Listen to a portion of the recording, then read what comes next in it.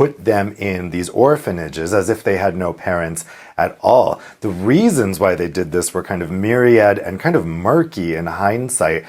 This story reminds us of what the colonial powers did when they came to Africa many years ago.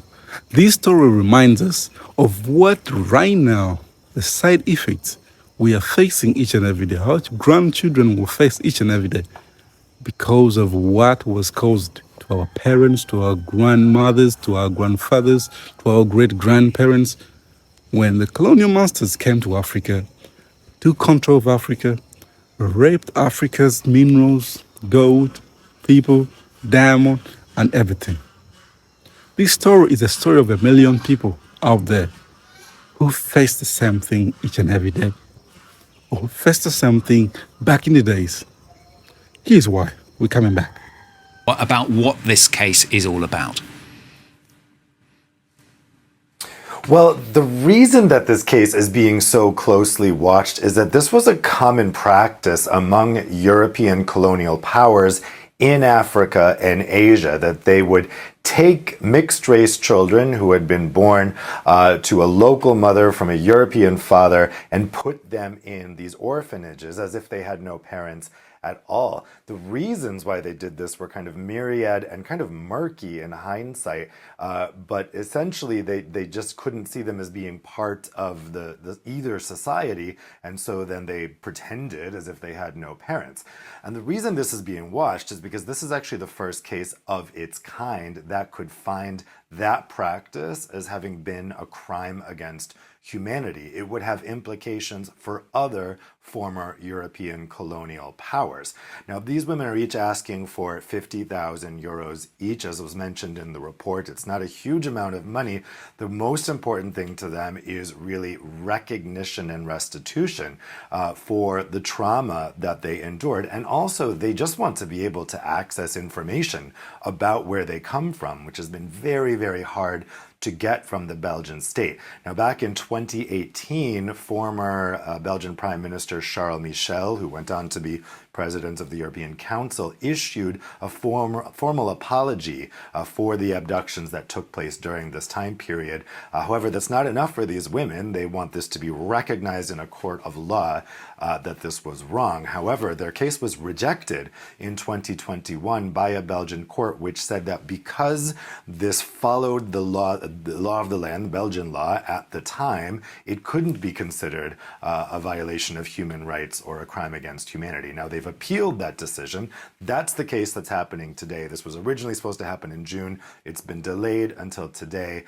Very, very important case for Europe's relationship with its former colonies and also Europe's reckoning with its colonial past. Tell us a little bit more then, Dave, about the historical reaction to this and why the state is fighting it so strongly.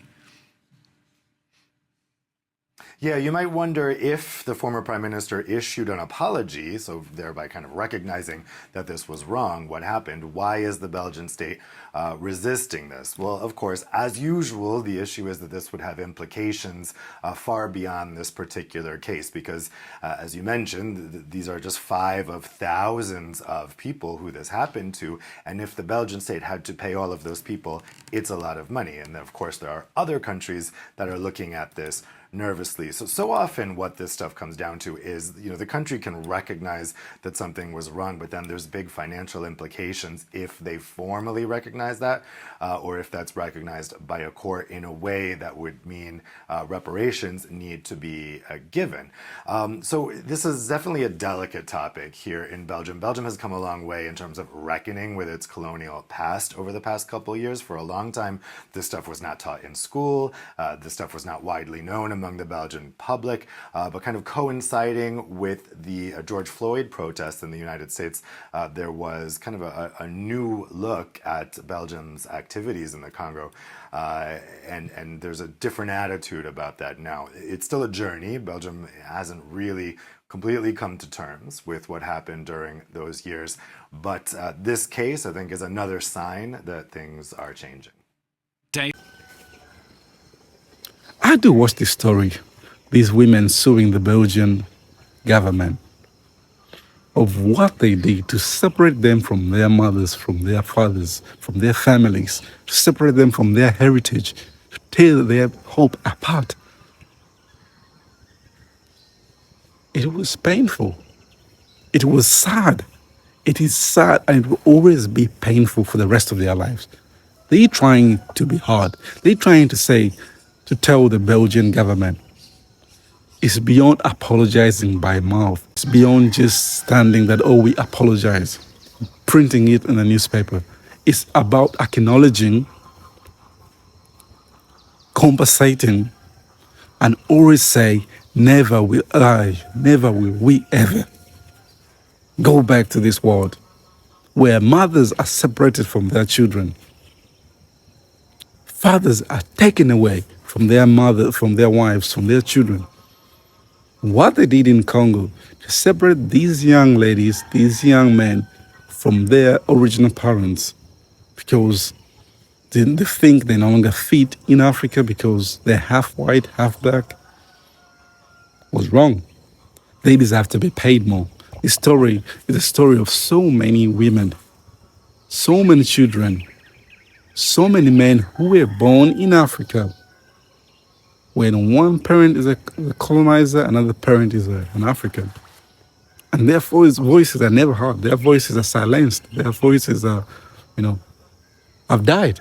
From UK to Portugal, all these were colonizers, from Italians to Spain, from Germany to Netherlands.